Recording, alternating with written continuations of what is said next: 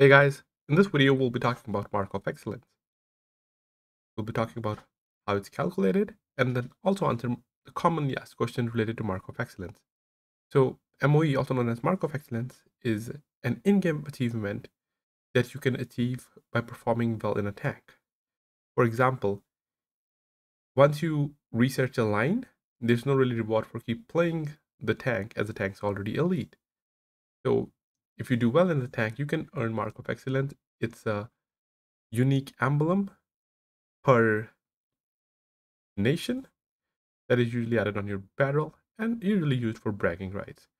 Basically, if your performance in that tank is better than the battles played by community in the last 14 days, it decides your mark of excellence.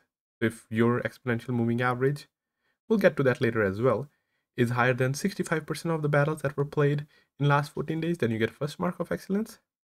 If your exponential moving average is higher than 85% of the battle played in the last 2 weeks, then you get 2 marks. If it's higher than 95% of the battles played in the last 2 weeks, then it's 3 marks.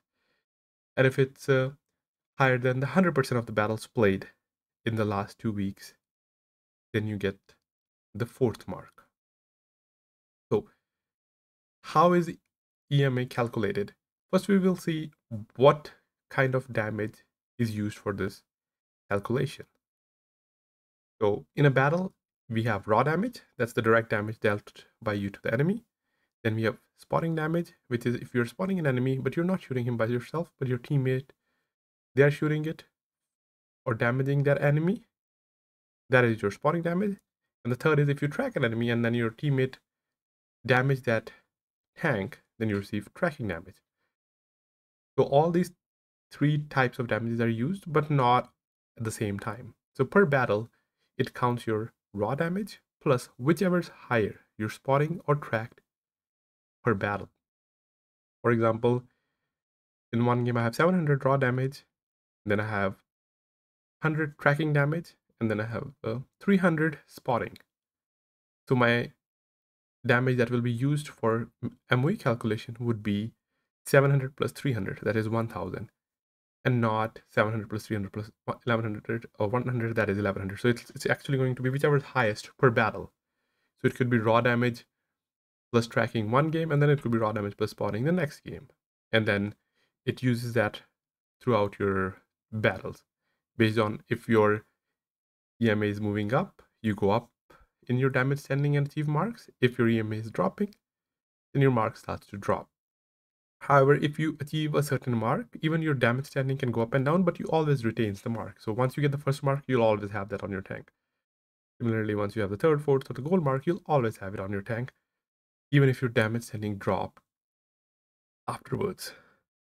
So now let's look at how your damage standing is calculated.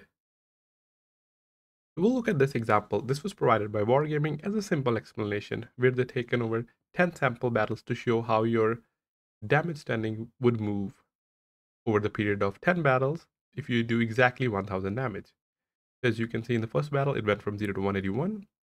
In the second, it went from 181 to 330. And by the end of 10th battle, it went to 865. So if the mark requirement for 4th mark is 860, you would achieve your 4th mark by 10th battle. But if your mark requirement for 4th is 1000, you will never actually get the 4th mark if you keep doing 1000 damage, no matter for how many games. You have to do more than that damage. So he has provided another example that you have to do approximately 1156 damage per game for 10 games if you want to meet the requirements of 1000 EMA. And you can also see your mark progress quicker when you're closer to 0 than compared to when you're closer to 100. And also your more recent battles have more impact compared to older battles. And that's where the frustration is for most of the experienced players that are trying to do higher tier marks, because the requirement would be 6k or 6500, but in reality you'll have to do additional 500 or 700 damage than the set requirement, which is not really possible for most scenarios. because of the teams, how they play, as well as various different issues. And that's where the frustration arises. That you're infinitely stuck at a 98, even though you have the most average damage. Because the calculation doesn't really use average damage, it uses exponential moving average. So, in the screen we show how your EMA is set. Now we will take a look at how Wargaming set the requirements for marks. To explain how Wargaming decided what the requirements for tanks are, we'll use a sample data of 13 battles. So let's assume only 13 battles were played in last 14 days in a particular tank. And these were the result damage dealt for battles. From 100, varies from 100 to 4,000. But when they are setting up the requirements, we're going to remove the last 3 battles that has the highest damage, and I'll explain that later. So now in reality, the data set for setting requirement only has 10 battles.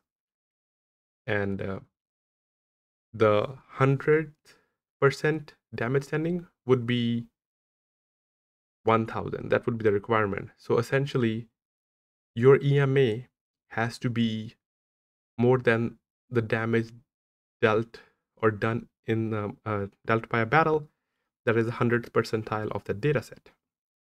In this, I don't show 65, 85, or 95 because we only took 10 battles. But as you can see, if you have to get more than 70% damage standing, your EMA has to be more than the 7th battle here, which is 700. And if you want to your damage standing to more than 90%, it has to be your EMA has to be more than 900 damage. So this is comparing your EMA against the percentile of battles played over the last 2 weeks period. Okay, now we move on to the next part. Why was some battle removed? Well, whenever for any tank, there are extreme battles.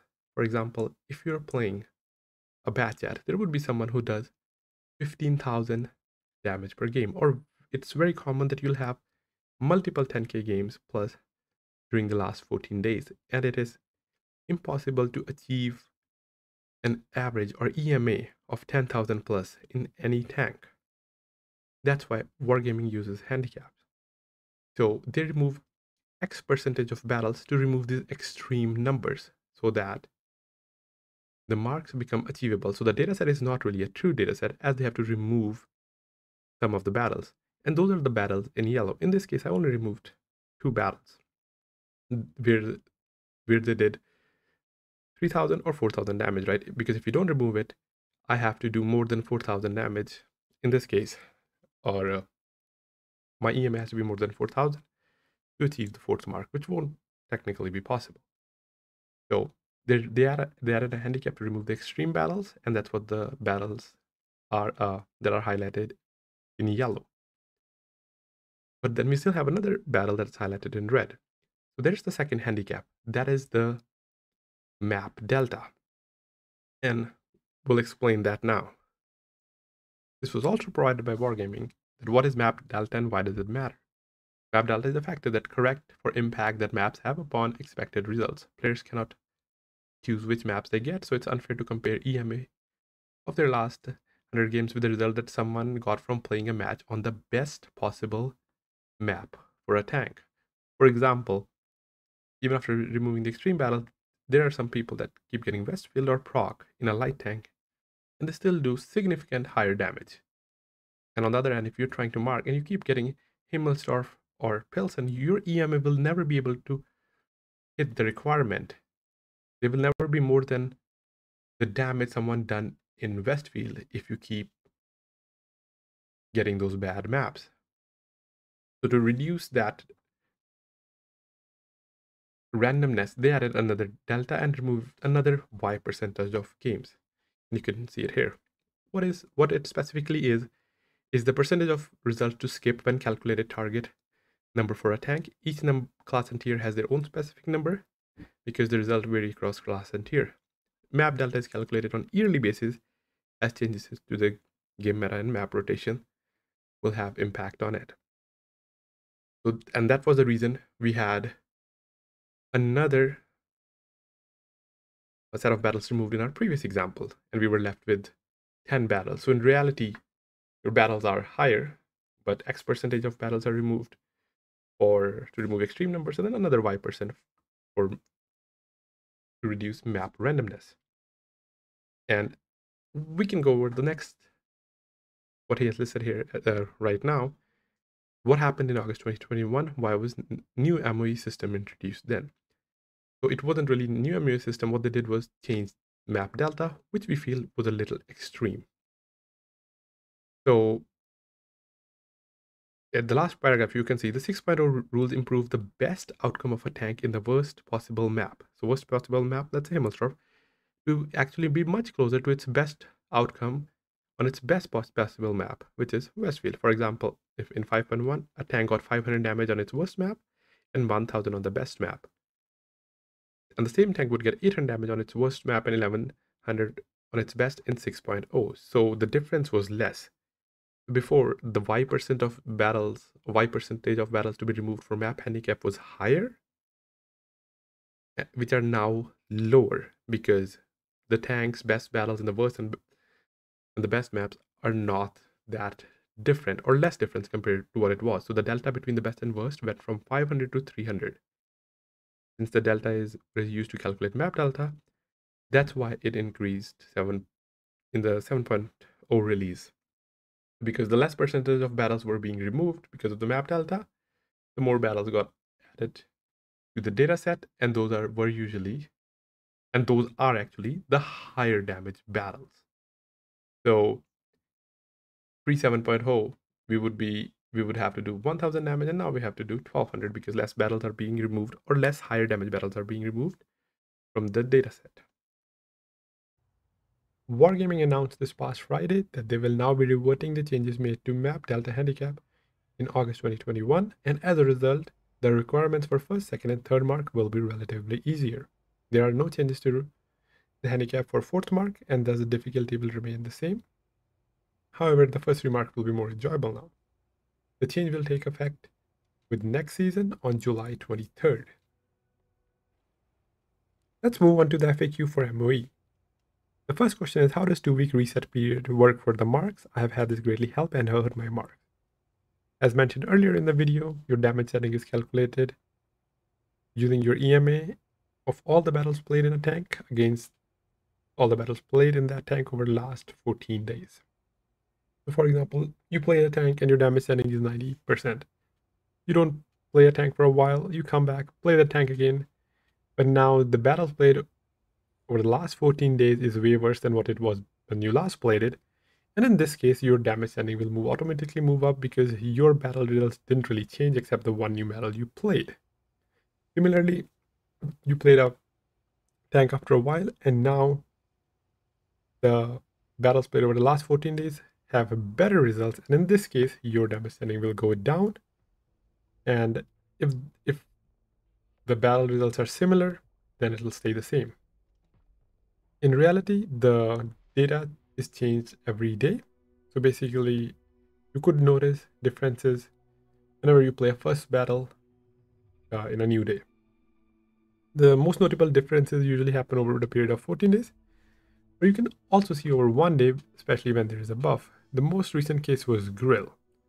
So Grill got buffed, a camo as well as turret buff, and after one day, its damage standing was increased probably 500 to 700, and I dropped from 99 to 95 just because just in that single day player was doing way better than they were pre-buff. But if there's no buffs or nerf, you will notice main differences after a 14-day period. Moving on to the next question. Why do some tanks feel like you make no progress even though you surpass them a requirement? The third party we usually use for requirements are relative numbers and not accurate. You might think you are doing more than the requirement, but you might not be. Also, as mentioned earlier, it is EMA. So to achieve a EMA of 5500, if that's a requirement, you have to do at least 6000 or a little bit more damage. And the more damage you will do, the more your progress will be. So if you do 10,000 for a requirement of 5500, obviously the progress will be more. Instead of if you do 5600, and you will not notice much difference.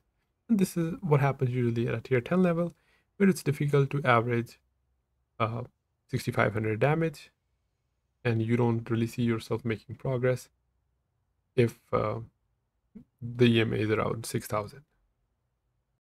Next question is, do you end up pushing the requirement yourself? Do you start competing with yourself? Technically, yes. Whatever battles you play today will be part of the dataset tomorrow. Next question is, why are the expected values so high on certain tanks versus low on others? And the values of tanks not commonly played. The requirements are set by players. So if the average skill level of players is less, then the requirements will be lower. But if the average skill level of players playing a tank is high, then the requirements will be high. So for the less common or niche tanks, for example, let's say T22, only very selected group of people bought the tank, and usually players who are collectors or very experienced players, and hence the average skill level is high, and which result in higher requirements. Next question, what is the difference between old MoE system and the new one?